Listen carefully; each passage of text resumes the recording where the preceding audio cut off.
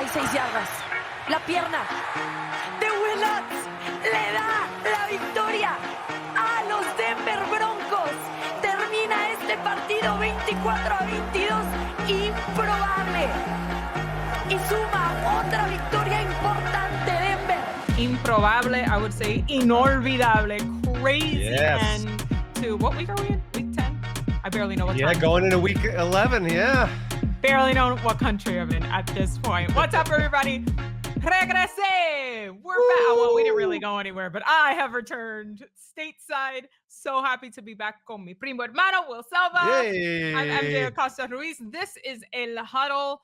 Is it me, or has this entire season so far has been nuts? So unpredictable. So unpredictable. So unpredictable, and injuries looming large as All over. well. And now the Browns without Deshaun Watson. I know. That's we'll get a into major all deal. of that. Yeah. We'll get into all of the craziness All from of that. weekend for sure. But it's good to be back. It's good to be Yeah, back. speaking of craziness. Back home. Yeah. I am jet lagged AF, as the kids would say. Yeah, Like, yeah. I mean, where am I? how are you What's feeling? What was the experience out there? Talk to me. Yeah.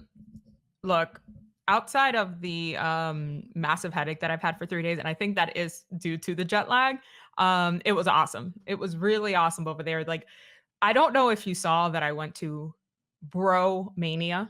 Yeah, yeah. What was that exactly? I'm still unclear on how to describe it. After doing it, you still don't know. I can say that the name fits. The name fits the event. Our amazing friends at Football Bromance over in Germany. The person who invited me was Bjorn Werner, who was drafted in the first round by the Indianapolis Colts, the first German player to do so. And he was on the sideline with me for that first game between the Chiefs and the Dolphins, which feels like it happened a year ago at this point. And he was like, "You got to come to BroMania." And at first I thought he said Romania. Yeah. And I was like, oh, I don't know that I'm allowed to go that far out of like the parameters of Frankfurt on this work trip. And he's like, no, BroMania. And the second I agreed, they like had graphics up, they had the invite, like everything. It was like the production value, unbelievable. A lot of people were there. This was like a big thing. Thousands of people as we were getting ready for the week. And, I was on GMFB with you guys. More and more people had actual BroMania jerseys on. Like, there were as many BroMania jerseys as there were NFL team jerseys. And I was like, what is this thing? They're like, MJ, we saw that you're going. We're so excited. Welcome in. And I'm like, okay, awesome. Still not fully grasping it. I get to the venue. They bring me backstage. So I haven't even seen what's going on yet. They take me straight to a green room. I'm still very isolated, but awesome. They treated me great. I come up backstage. They hand me a microphone. As I peek through the curtain, it's like an ocean of people, lights. There's a faux field. Bjorn and his co-hosts are up there. I'm like, what is happening? I was not at all prepared, but it was like the coolest thing. The fans are so in it. They really, really love the NFL. And I think it was one of the most special things outside of the games, of course, to be part of, just to really feel what the fans over there, they just want any little piece of the NFL from here. It was incredible. It really was. Yeah. So how does it compare to the other experiences that you've had? I haven't seen a fan event like that anywhere. And to be clear, like, this was put on by the folks of Football Bromance, which is like a huge podcast over there. I would say they're like the counterparts of our ATN guys, right? Here in the States. So they have a huge following, clearly. And it was really, really cool. Like, it was so specific to that fan base, to the folks in Germany. It's really hard to compare to other, but I was like, man, that's it. I'm coming every year. Like, y'all can't keep me away from this. And this is a yearly thing? This is a yearly thing? Was the second ever. So this was BroMania. Second ever, okay. BroMania 2. Our girl Calling Wolf went last year, and she did not prepare. I texted her. I was like, oh, what should I expect? She's like, oh, you'll have a great time. Afterwards, I was like, sis, you did not tell me it was that. She's like, it's really impossible for me to put it into words. And now you understand why I wasn't able to appropriately describe it to you. So if you guys go on my Instagram, I put a video there of when I was walking out on stage, which was literally the first moment when I realized, oh, crap, this is no joke. Yeah. This is legit. It was really, really cool. Yeah, because I was thinking, like, how about brochacho? Was that going to be Brochachos. a thing? Maybe we can, when the Mexico games are back, we can have the Mexico equivalent and have the brochacho. That would be cool. Well, Or bro I lucha hey, libre. I'm trying to find bro an equivalent and I can't. I'm not good with the wordplay, but you can help me with yeah. No, I know what you're saying. Either way, great to see you. You look good. You sound good. I know that you're still jet lagged, that. Mhm. etc., but you played it off well. It was great having you on call as well. They had us in the same block. I'm like, El Huddle. I know. I thought they were gonna let us interact a little bit more, Will. We gotta talk to the producers because they're like, okay. And as soon as they would sort of kiss me off, thanks, MJ. We'll see you in a bit. They're like, and now on to Will Self. I'm like, missed Yeah. opportunity, guys. Missed opportunity. Yeah, I was like, no, prima hermana. Keeping us apart. I know they gotta keep the flow of the show. I get it. I get it. Yeah. But I Well, like don't. I said, you're bringing the energy, and if you're tired, you could have fooled me. So, we have a great guest on. We have Arizona Cardinals offensive lineman Will Hernandez, and Amazing. that was a Will first on this podcast. Will We squared. talked about Will squared, and I wanted to talk to him about Mijo, a Mijo being a Mijo, and we know that phrase. That's something Mhm. that if you are a son of a mom in la cultura, it's always, Mhm. mijo, por favor, mijo. So we get into all of that I love stuff. it. That is coming up on the other side. Ahí está el número 5. Es el plusmarquista desde más de 50 y desde corto. Marca. Y Prater le saca la espina a los Cardinals. We have an El Huddle first. For the first time ever, we have two Wills on the podcast at the same time. I am joined by a true perro macho, Arizona Cardinals offensive lineman, Will Hernandez. Bienvenidos al El Huddle, Will. How about this? Two Wills at the same time. Growing up, people would call me Will the Thrill. What are some of the nicknames they call you? That's funny. That's actually one of my gamer tags for Xbox, Will the Thrill 76. Nice. But heard it all. Big Will, Willie, Yeah. all that. Big Willie style. I heard that too. Yep. Hey, so right now, exciting time for the Cardinals because you got your quarterback back. Kyler Murray is now in the huddle and under center. How has that been like for you? Yeah, I mean, we're all happy to have him back. Obviously, he's a special player for us. We really love him as a person, and so to have both of those guys be able to come in and or those traits come in and obviously it's starting to show already with a win last week, and we're excited to keep it going.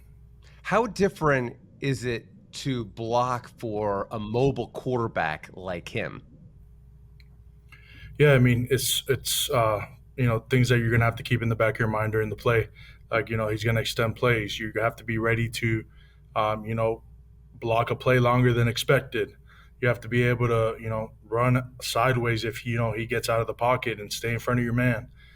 There's no clocks. There's no fast or slow throws anymore.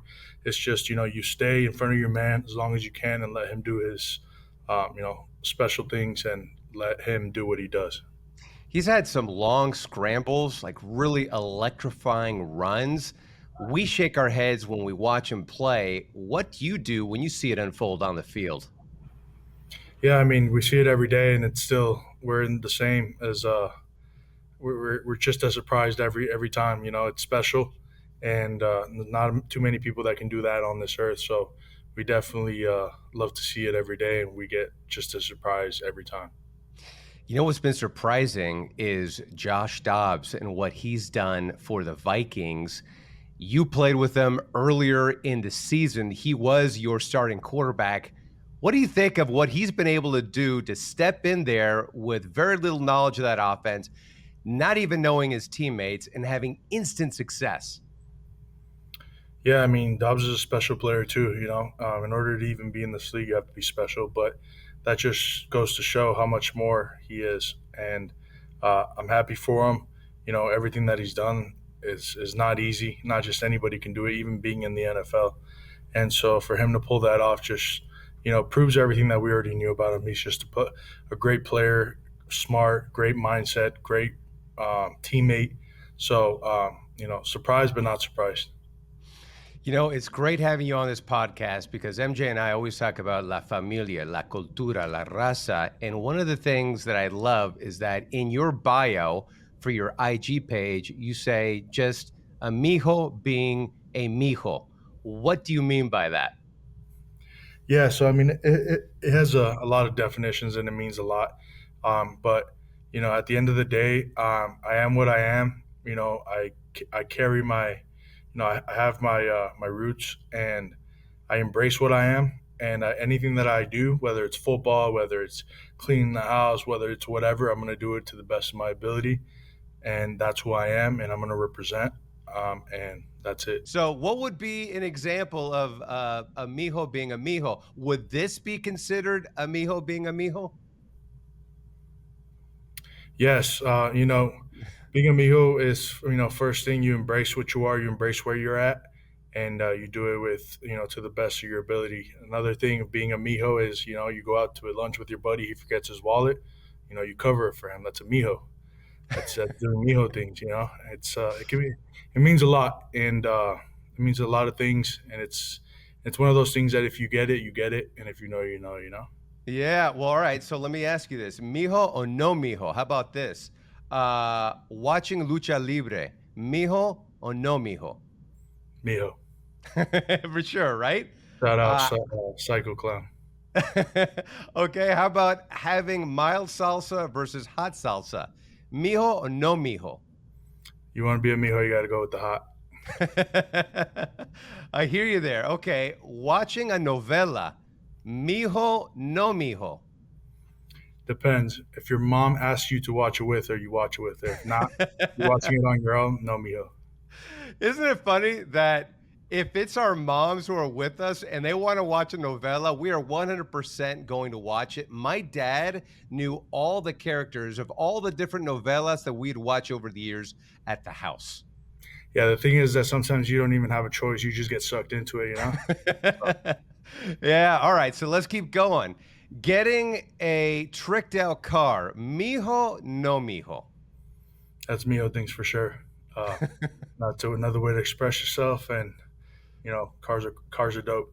Yes, they are. All right. Not eating enough, mijo or no mijo? That's way no mijo. You got to eat. Us big boys eat. I know. That's one thing. My mom and my grandmother would always emphasize that. Fries in burritos. This topic has come up on the podcast as well. Mijo, no mijo? Yes, definitely mijo. The more creative you get when you eat, the more closer to mijo you get. Some people are very stringent, though, Will. Some people only like the bare essentials in there. Yeah, it's all right. We don't have that kind of room or time for negativity like that. I always love to hear guys' creative combinations when it comes to food. Love it. I do as well. Never having enough money. Mijo, no mijo? You get what you get, but as long as you're good in here and you're good in here, it don't matter. My mom would say, mijo, necesita un poquito más plata, un poquito más lana, si puedes. How about this? Not eating leftovers. Mijo, no mijo? No mijo. You gotta eat that. See, leftovers, fries. Yeah. That's where it's like that. There's that connection. Now, playing that with you, this is again coming from my point of view too. And growing up, familia is really important. And you have such an incredible story that at one point in time, you and your family lived in a shed. What were the circumstances surrounding that, and what was it like? Yeah, at the end of the day, we weren't in the best of situations, so we made it work with what we had at the time. I think what the important part was that we all knew that wasn't forever, and we were going to find a way out, and we were going to make something happen. So we knew it was temporary. We knew it was just a learning lesson, and we knew we were going to get out of that. There was a time where you actually quit football because you were going to help out your family. When you look back at that decision and you finally did decide that you wanted to go back to playing football, how impactful was that decision now seeing how successful you've become? Yeah, I mean, at the end of the day, I don't have any regrets. Where we were at the spot we were in at the time was very hard. So that's just me. I wanted to help out. I didn't want to feel like a burden. So I don't regret my decision, but I am glad I took the different path and decided to go back and decided to pursue it in hopes of really helping out in the future, which did happen, and that I'm happy about. And we're happy for the decision that you made and sticking with your family. As we mentioned, family is very huge in nuestra cultura, right? It's really important, the family unit. In terms of your family and how important they are, we really saw it on display when the Cardinals played the 49ers in Mexico City, and you really were overcome with emotion. What did that moment mean to you? No, yeah, it meant everything to me because it was a cool experience, and very, very, very few people get to ever experience something like this. But me growing up and then making it into the world of the NFL, of professional sports, those days in Mexico City to me were like two worlds were colliding, like two the very different worlds for me were coming together, and I got to play in front of my family, which I hadn't seen in a long time, or I got to be with my family, in an Mhm, NFL stadium game. So I mhm. think that was the special part that, I got to see my family in the world that I am in now. It's so cool. What did your parents say about playing football? Because when I grew up, it was soccer, it was baseball, it was boxing. Those were the ones that seemed to be the main focus. What did your parents think about you playing football and how knowledgeable were they of the game? Yeah, so I was kind of in the same boat as you. I played soccer actually as a kid growing up, and then I did get into boxing for a few years. So Oh, you did? So you I actually did boxed? for a couple of years, yeah. Wow. And how was that? It was great. It gave me a complete different mindset. It made me mentally tougher. It's a one man show out there, so no team. It's all on you. So it taught me a lot, that which I translated into football, but it definitely showed me a lot. Um, but going back to football, once I decided, and I told my parents that this is what I want to play and this is what I want to do. They've always been supportive about everything that I do, so they got on board. My dad started training me for football. They started to actually educate themselves on the sport, and yeah, everybody was behind me. So it was a good transition from other sports to football, and they had no clue what football was until I Right. started playing it. Yeah, Yeah, my parents had no idea what first downs were. They had no idea what penalties were, none of those sorts of things. And now, at least for my mom, she really now at least is passionate about the game, at least gets it more than she did before, right? yeah. Um, they're looking through your Instagram. You had a lot of like great quotes and things. And I want to read you some of them, and you tell me what you were thinking. Yo no soy lucido mucho menos presumido, pero sí me doy a respetar. What did you mean by that? Oh, that's a quote from a song. Um, can't remember the name of it right now, but it's just a quote from a song that one of the many songs that I always hear before a game. Yeah. And I mean, pretty much with that quote exactly, it's just saying, I'm not one to be flashy. I'm not one to talk about what I do, but Mhm. I am gonna make you respect me. And Well, that's just what something that resonates with me because on the field, I'm not the biggest talker. I'm not the biggest flashy guy out there. I'm in the mix. I'm in the trenches. So Mhm. that's not what I do, but I am gonna make the guy in front of me respect me. And that's Yeah, kind of well, what those lyrics are coming from. Yeah, okay, I get you. What were some of the cultural traditions that still stay with you now? And when I mean cultural traditions, it could be food, it could be music, it could be shows. We've talked about La Noche Buena. We've talked about Bettina La Fea, like all sorts of things. What were some of those cultural experiences that still stay with you now? Yeah, so pretty much every category you just hit, I still do something that involves, my culture. Talking about food, I still love to eat, caldo de res before a game, the night before. I Well, still that's your meal before then, huh? that's one of the foods I eat, yeah. But I Okay. mean, I still eat, a lot of Mexican food. I still listen to, like, for example, banda, corridos tumbados, Sí, you know, claro. cumbia, all that stuff. Every day, every time before a game. I'm still very much, you know, revolve myself around everything that my culture is. I got, tattoos. I got it all. Like, I mean, I am what I am. I play football. Mhm. Mhm. Absolutely. And I think your family, we're very proud of you of where you started and now where you've ended up. Last question with your teammates, and I get this a lot too. Hey, can you teach me Spanish? What words can you teach me in Spanish? Typically, they're the bad words. What has been the reaction of some of your teammates about maybe learning the language?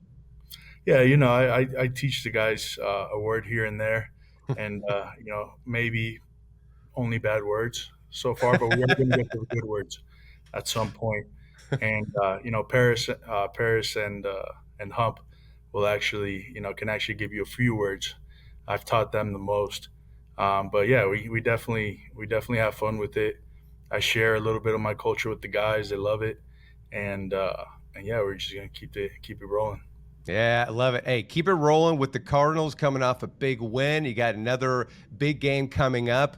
Hey, Will, it was an absolute pleasure to have you here on the El Huddle podcast. Good luck to you. Siempre muy orgulloso de ti. Keep it going. Buena suerte, amigo. Yes, sir. Thank you so much for having me. Muchas gracias. Cuando quedan 3 minutos y 40 segundos del segundo cuarto. Dobbs le van a caer, Dobbs presionado, Dobbs se sale, Dobbs camina, cambia, decide, engaña, avanza, se acerca. No sé si es anotación. Es anotación, Joshua Dobbs, el nuevo héroe de los vikingos de Minnesota.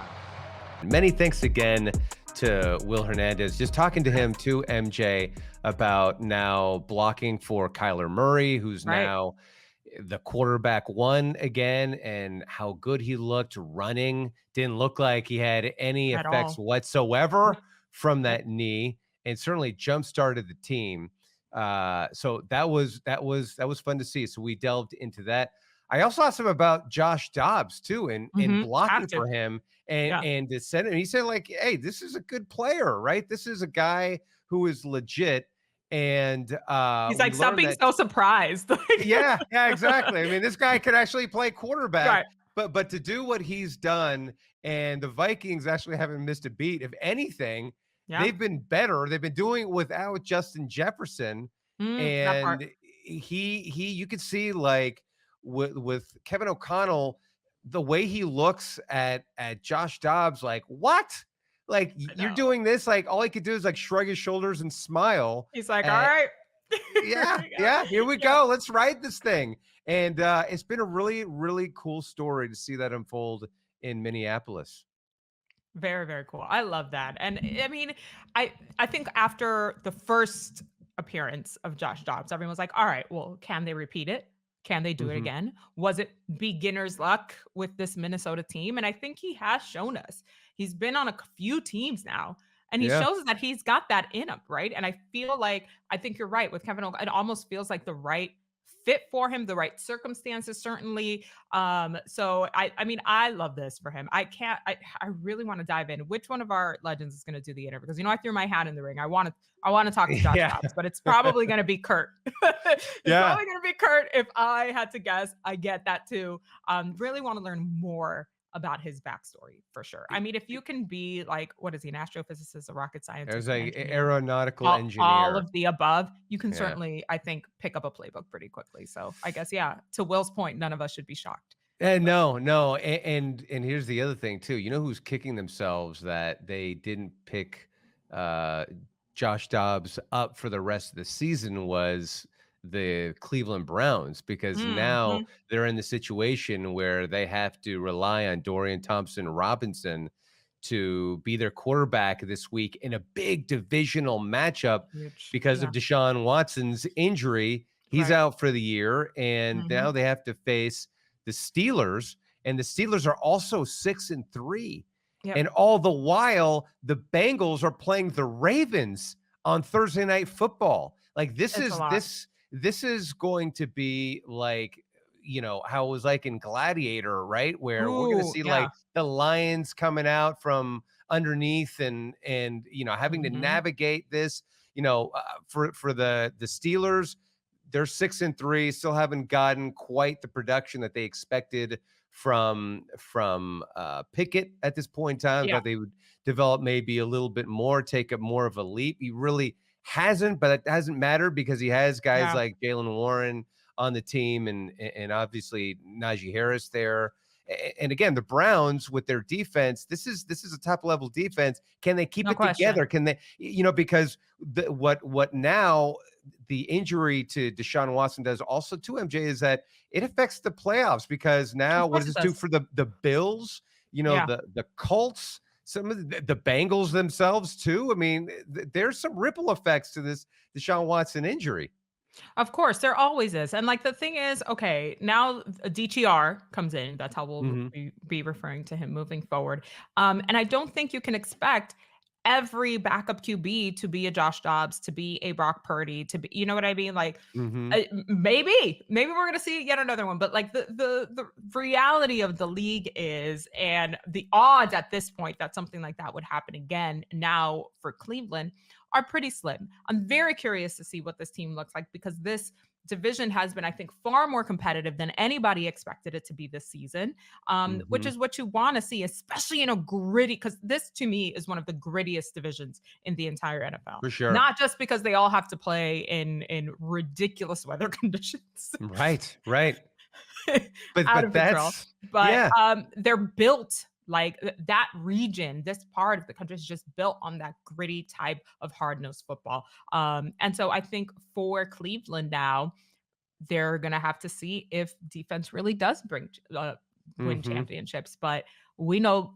the reality of it. A defense can really put you over the top, but you need the most important position on the field to be on all cylinders, and that is the quarterback position. And this offense has to get going, especially when you have the likes of Lamar Jackson absolutely crushing it in your own Yeah. division. So, Yeah, and having Keaton Mitchell, that they said they're going to give him the ball more, which I mhm, found very curious from John Harbaugh, because yeah, he had said, "Yeah, looking back, maybe we should have given him the ball more. We didn't know if we can trust a young player with mhm, the offense." It's like, right, listen, this guy is ripping off huge chunk plays. Want to yeah, see a lot of him on Thursday night, and also Lamar had said like he's looking to throw the ball deep.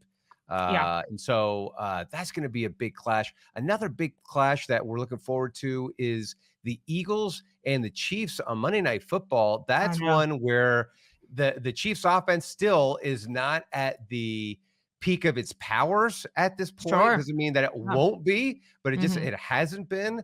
And the Eagles, you talk about the division being gritty. The Eagles have been gritty as well. They've been winning really, ugly, however you yeah, want to describe, but winning they're nonetheless, winning. but They're yes, winning. yeah. Exactly. And so this is hopefully good. This is gonna be a fun matchup here between these two teams. You know that this Chiefs Eagles, and yes, it's a rematch of last year's Super Bowl, but you know it's a big Mhm. deal when it's on like morning TV.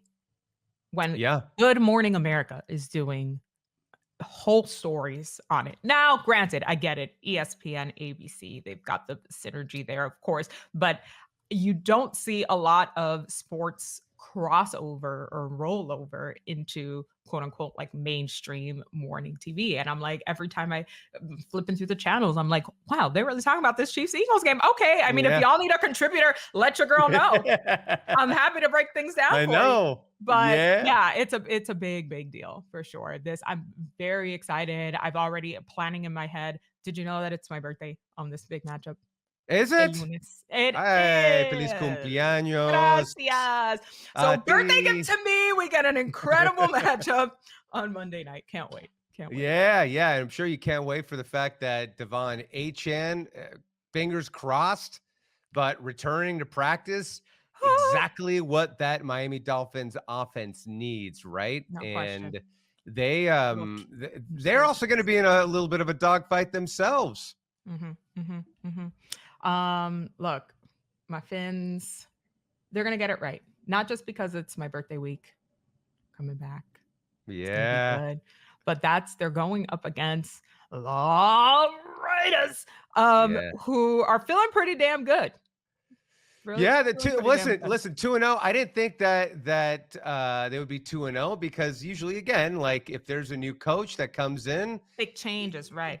Yeah, it's big changes, and sometimes there's new coach, different quarterback, all of it. Yeah, exactly. So, and it wasn't again a pretty win either, but they got it. But now they're on the road. This is going to be testing them. So, I think for the Raiders, it's going to be a challenge to see like, okay, can they sustain now this new vibe with Antonio Pierce there?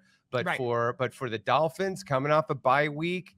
They're going to be hungry considering what happened in Germany. Exactly. Now it's time to redirect, which by the way, going back to the Chiefs as I'm thinking about it and the Eagles, I think that Taylor Swift's dad is an Eagles fan. She's originally from Philly, which I don't think a lot of people know. So and she says, she said in her Eras tour earlier this year that she's an Eagles fan, but I would imagine that fandom has shifted. Yeah, I would imagine it has too. I know, the lyrics have been changed. She was in Argentina, right? And not.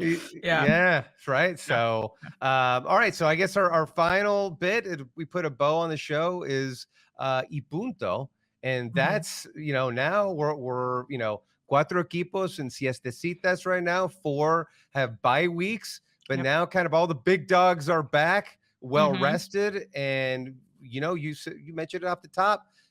It's been a crazy season. We'll see how it plays out with some of these injuries that we've seen and again, the coaching changes, etc., how that affects. But this is going to be another exciting weekend of football. No question. I'm excited to get back to my normal football setup.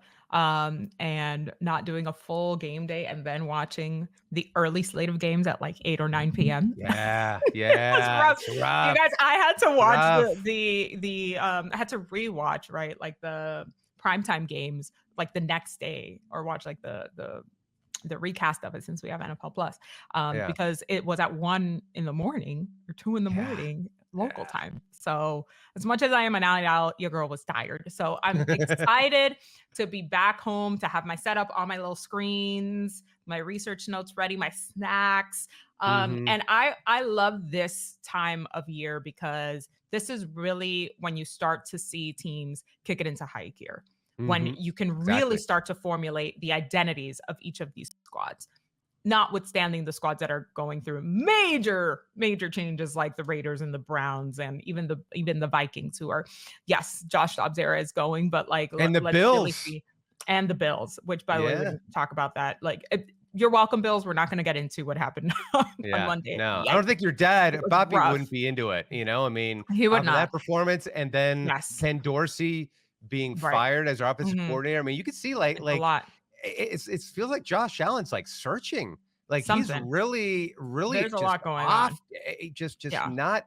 And we always said the hero ball was potentially going to be an impediment for this team, and right now they're not a playoff team. So that's the perfect way to say it. My punto is a lot can shift, but for most teams, you sort of have to start believing who they are when they show you week after week. What about for you, Will? Oh yeah. Yeah, I agree. I just think that this is now the time where the playoff picture starts to come into focus a little bit, Yeah. and for some of these teams who are in the hunt, Mhm. there's a chance, and especially like in the AFC with the wild card, those spots are going to be tough to come by, because in the NFC, as we've seen, it's like some of these teams, there's some separation there with Yeah. the Eagles, and then you have the Lions, the 49ers, the Cowboys. And even though like the win that they got against the Giants, a lot of people think those are like empty calories, that they're eating a lot of those, right? It's still, I mean, you got to stack wins at this point in time.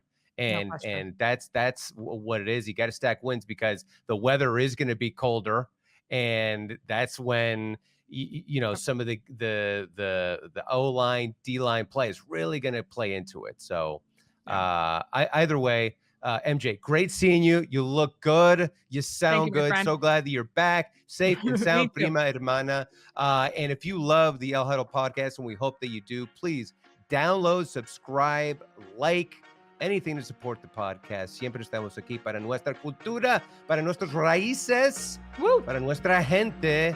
This has That been part. the El Huddle podcast. Prima hermana. Adios. Adios.